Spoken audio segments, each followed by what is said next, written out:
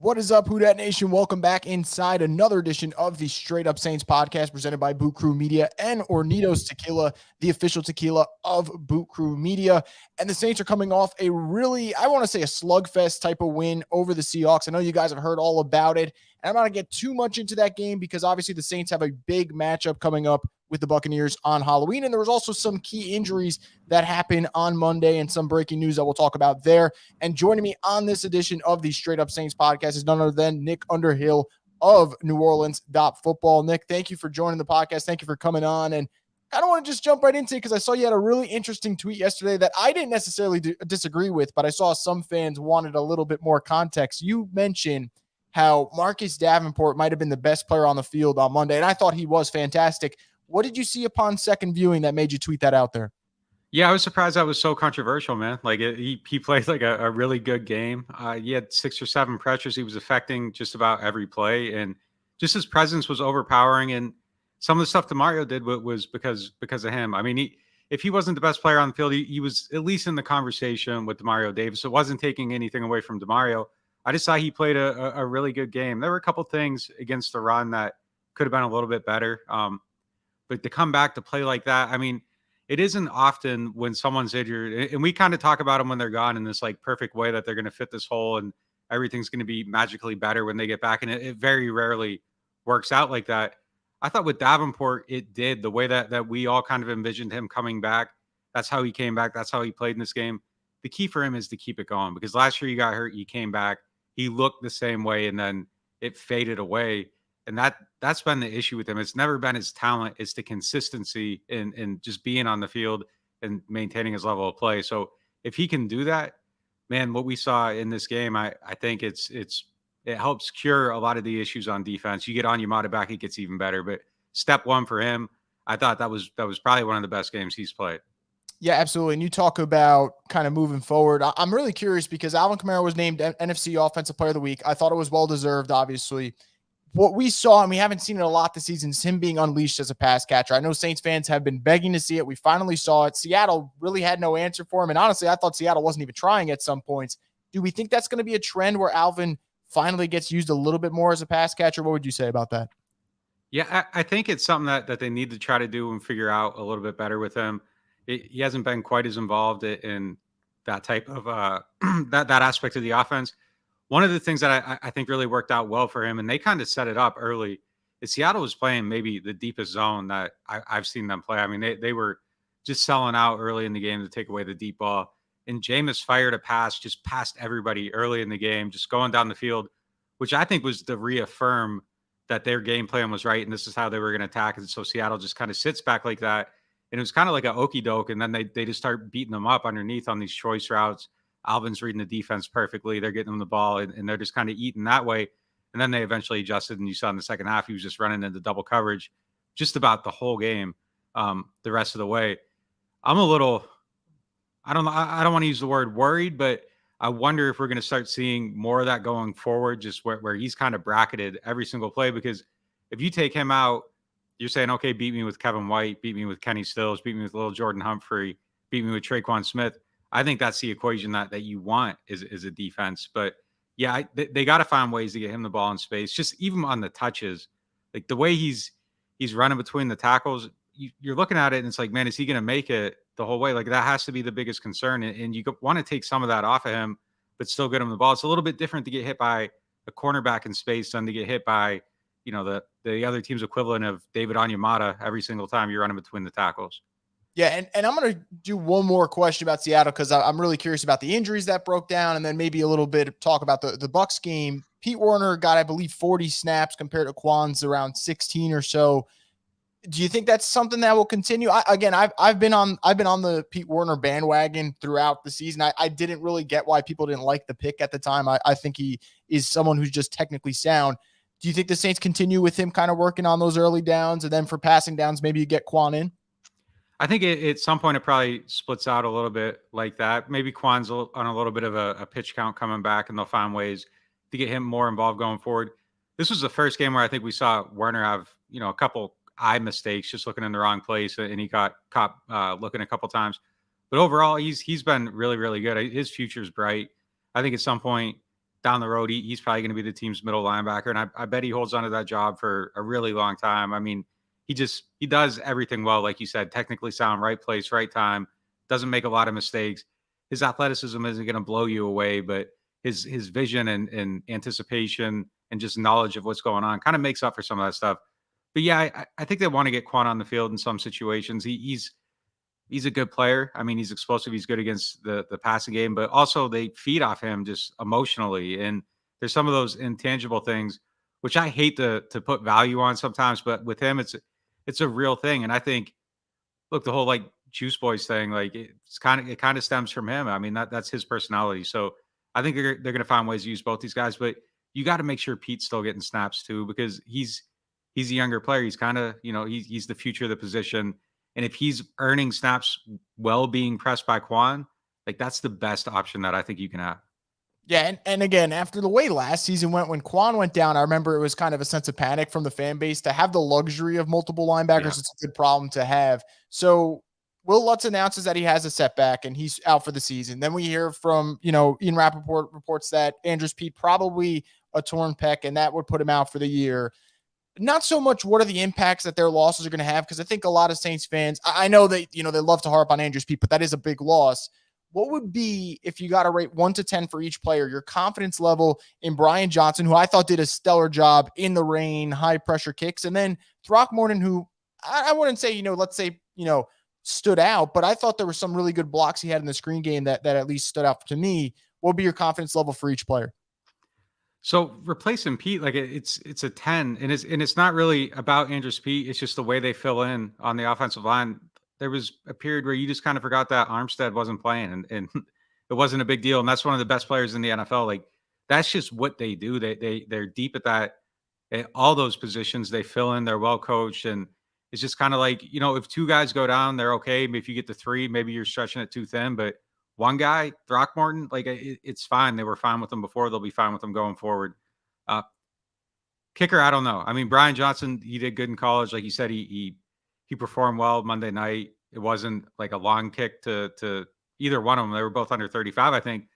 But tough atmosphere, wind, wet, all that stuff. Those are hard kicks to make, pressure situations. He stepped up. He did it. It's just a matter of, continually doing it going forward. And like I said, he had good numbers in college. Every kicker in the NFL at some point had good numbers in college, and then they separate. So he just needs to keep doing what he's doing and make those kicks. They need him to be good. If you're going to be a playoff team, your kicker has to make kicks. If you're going to be a team that kind of tries to control the points and preserve things like the way they've been playing, your kicker has to make kicks for that approach to work. So if he's making his kicks, I think it helps them operate the way they want to operate until Mike Thomas gets back. And it'd be a luxury at this point, really. And it's funny with Lutz, like Lutz became like maybe the most beloved member of the Saints by not playing. Like he's talked about in like a level of reverence that was like Thomas Morstead, Drew Brees. And now it's like Will Lutz is like right there at that level. People have come to appreciate him just through not having him. Yeah, there's a point, I think it was after the Giants game, I just tweeted just like a simple Will Lutz, we miss you. And then I went back to my phone a couple hours later. I'm like, why does this have over 1,000 likes? I'm like, okay, I guess fans miss him that much. So this is a quick question I'm going to pull up from the fans here. Do you think the Saints would re-sign Will Clapp with Peat going down? What do you kind of think about that? I thought they were going to re-sign Will Clapp one way or another before Peat even went down. I mean, he's that guy now that they kind of just, they release, they bring back, they release, they bring him back. He's someone they really like having around, and he's, every team has one of those guys that's just kind of like a steady, solid presence, sets the backstop, I guess, at that position. I think he'll be back in some form or fashion. Okay. I mean, I'm sure fans would be cool with that. So before I get into the Bucs game, because I know fans are going to be really excited for that, and I'm pumped. I think it's a good kind of litmus test for the Saints and where they'll be at. The trade deadline's coming up. And I know every single person, me included, is like, oh, the Saints, if they're serious, maybe go get another weapon. A lot of people are talking about receiver. I've been on the side that, like, I wouldn't mind them getting Marlon Mack to just take some of the pressure off of Alvin or some of the workload off of him. But I'm not saying, I'm going to put a little disclaimer out here. This isn't you reporting that the Saints are going to trade for this player or they have this player on the radar. But who do you think would be some names that you wouldn't mind seeing the Saints go after? Maybe they could add another element to the offense. I don't even have specific names, like literally any wide receiver at this point. And I just think that even if it's Willie Snead got cut yesterday, and I just kind of tweeted with the eye emoji, and people were like, they're mad about that idea. Like, why would you be mad about bringing Willie Snead in? Like, you got to just churn that spot, and it's not like if you bring in Willie, it stops them from doing something else. You bring in Willie to see if he's better than Kenny Sills or if he's better than Kevin White or Lil Jordan Humphrey. I think you got to churn those spots and moving up. If you can get anybody at the top of that position, I think you got to look at it and be serious about it. I don't know if they will, though. I mean, I thought it was interesting yesterday. It was the first time that Peyton admitted that there was some level of issue at wide receiver, said he wasn't happy with the performance. Up until then, it's always been we like the guys in the room. So that was a little bit of a change in tone there. But we'll see. I don't know. They've been happy with that position much more so than the rest of us. And I wouldn't be surprised either way. But I think at the very least, you got to look at some of those options that aren't going to cost you anything, like a Willie Snead. I would make a trade, though. I think even with Mike coming back, Deontay coming back, I think there's just room for one more guy, and it gives you a level of insurance. And like you said, a downhill back, take some hits off of Alvin. I think that's something that I would be extremely interested in doing if I were them. Maybe it isn't even just in terms of like getting better, just you get better by keeping Alvin healthy the rest of the season. And I think that's something that would free him up a little bit. You could get him out in the space. He could maybe then alleviate some of the issues in the passing game by getting him in the slot or some different things. You can get just a little bit more creative with him. So I do that, or even a tight end. Like literally anybody that helps your offense at this point, I would be looking at, because they just aren't getting enough out of any of those positions. Yeah, I'm really curious about the receiver position. You know better than everyone else, and you're there and you have the pulse of the team. What is it, not even just this season, before going into the season, more so training camp, preseason, like what was it? Are guys just not playing as well as they were practicing in the summer? Like, what's the deal? Because for Sean to be very adamant, and even Mickey, I know they talked about liking the guys in the room. And on paper, it sounds great with Michael Thomas and Deontay and Callaway taking the next step, Traquan taking the next step. But so far, it's not happening. And then you see on Monday night, which is frustrating, where Jameis makes back-to-back nice throws down the sidelines, and neither one gets caught. And it's plays like that. And you posted even, Traquan Smith either stopping on his route or some miscommunication there on the opening drive, where that could be a huge play. Like, what is it? Are guys just not playing as well as they're practicing? Like, what's the deal that, now it's week 8 and Sean's like, okay, something isn't necessarily right? Well, I mean, they are 3 guys. Well, they were 3 guys down for most of the start of the season. So, I mean, that's going to stretch it a little bit thin. They should have had another one at some point, though. Just knowing that the Mike situation was what it was, they knew he wasn't going to be available. They should have addressed it. Look, this season is kind of opened my eyes a little bit too, because I was always in the Bill Belichick camp of like, well, receivers just kind of catch the ball and you can get them open, you can scheme them open, and I think this year's shown a little bit more of how difficult that can be, and that there is a limit to it. And I also think, like, it isn't a knock on Jameis. Like, Breeze could probably operate this offense a little bit better. He'd struggle within it with these guys. Anybody would struggle within it with these guys, with just knowledge of the system and all that. I think it would look a little bit better, a little bit smoother. And you go through, and I mean, you can find some touchdowns in every game that Jameis isn't hitting, just because he's probably still settling in and getting comfortable with what he's doing. But overall, I mean, these guys aren't helping them, and it's hard to even evaluate the quarterback because ball's hitting people in the hands and plays aren't happening. There's probably a level of confidence that doesn't exist in some of the players, especially on throws over the middle. Like, you really have to trust your receiver there. And if you're looking at a guy and he dropped your pass on the sideline, now he's over the middle, ball hits someone in the hands over the middle and doesn't get caught. Like, those are the passes that get picked off. And if you're Jameis Winston, you're graded on this absurd scale where if you throw a pick, like, the whole world acts like you're the only person in the existence of football to ever throw an interception. So you got to avoid those plays. But yeah, I'm a little surprised by how rough it looks. And you kind of look and it's just like, where are the Corey Fullers of the world? Like, those guys used to just always be around. And it just kind of feels like the Saints don't even have the depth at that position, and they're scraping the bottom of the barrel. And maybe, I don't know, maybe if Corey Fuller was playing in the fourth quarter of a 3-point game in week 7, you'd feel the same way about him as you do about Kevin White. But it just, for whatever reason, it just seems like there just hasn't been the players at that spot. And it's a little bit worse than I thought it actually could be at that position. Yeah, and to your point, going back on the Willie Snead thing, there's a lot of people pushing back. It's like, oh, how desperate are we?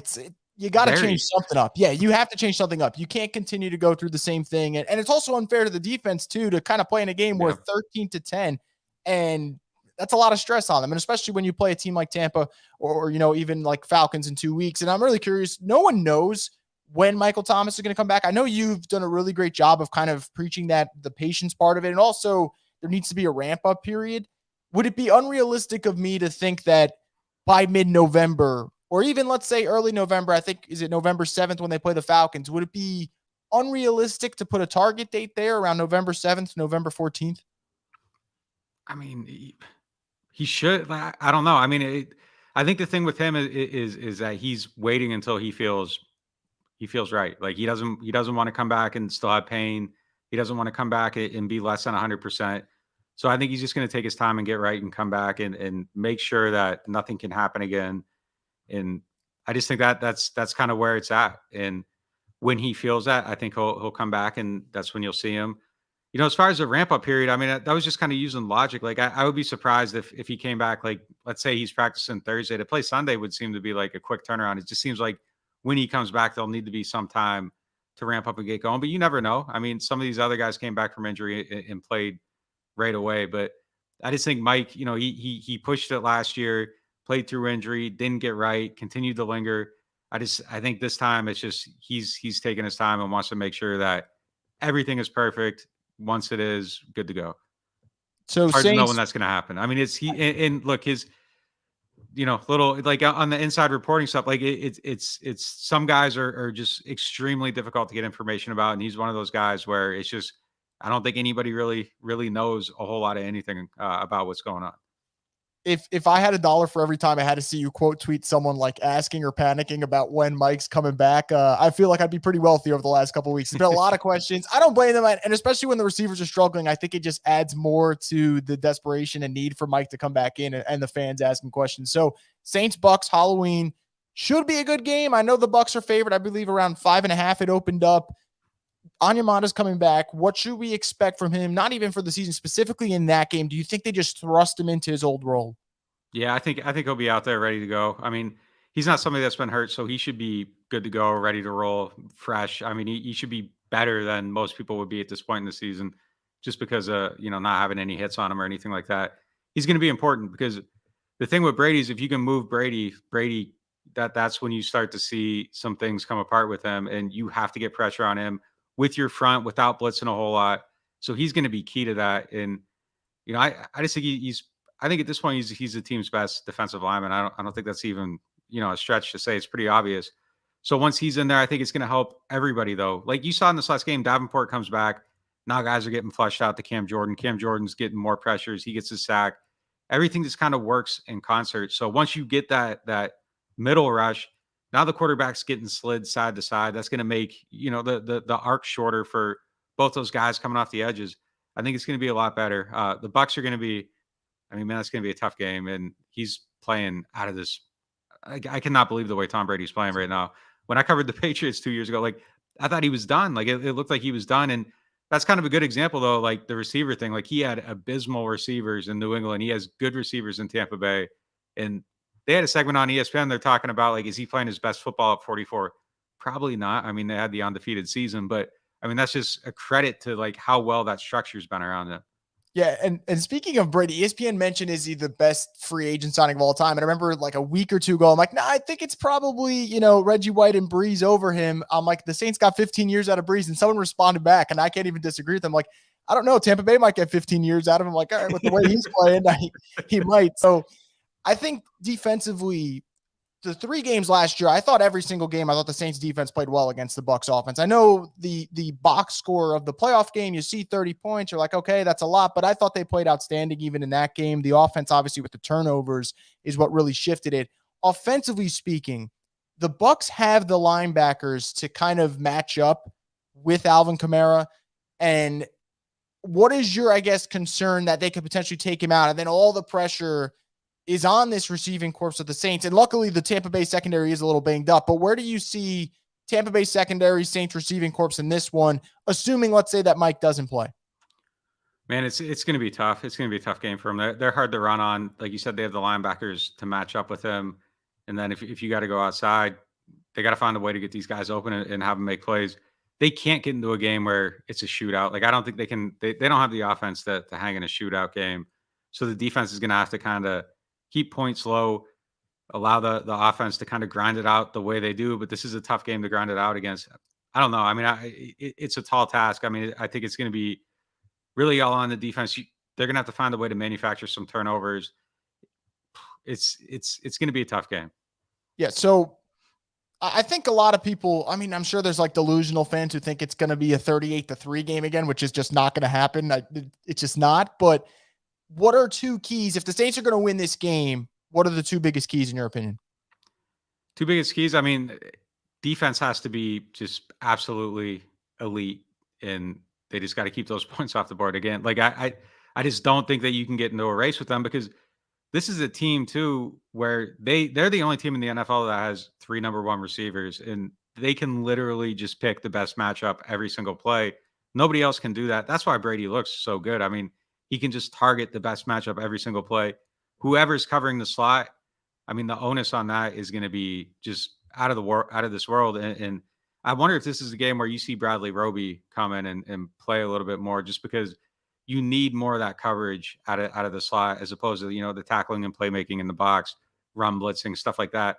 So I think that's going to be interesting to see how they go about that matchup. And then, the other key is just someone has to step up a wide receiver. If Deontay Harris doesn't play, like, somebody has to make like, just when the ball's hitting you in the hands, like, you just have to catch the ball. Like, you can't squander any opportunities on offense. And I guess key 3 would be is that I think the kicker's got to be on point. Like, it might be a close game. He needs to make all his kicks. And, if they're going to play that way, and it probably is going to be, a game where they try to preserve those points, grind it out, keep Tampa off the field as much as possible, he's got to be doing his job too. Yeah, absolutely. Before I let you go, Nick, I got one more thing. And it's kind of, I was thinking about it. I'm curious what your take would be on it. We're through the first 6 games, and even let's say the Saints lose to the Bucs 4-3. I still don't think that's terrible considering the circumstances they've been in. I feel like when I look at the NFC as a whole, they're very top heavy. I know the Cowboys look great. I know the Packers, the Cardinals, Rams, Bucs, they all look like great teams.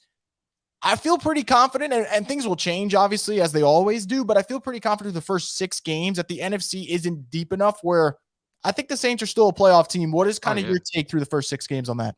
Yeah, I think they're definitely still a playoff team. And if Mike comes back, when he comes back, I think they're going to be a lot better. And if he can fill that void the way Davenport filled the void on defensive line, I mean, I think it cures a lot. It doesn't cure everything, but it cures enough.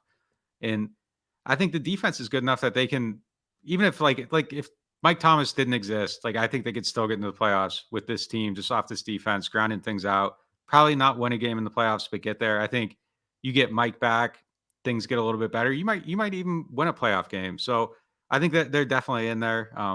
It's top heavy, like you said, but I think after that, it kind of softens up. And then you look at the schedule the rest of the way, and there aren't a lot of, there's a couple losses against Tampa, maybe one against the Bills, maybe one against Dallas.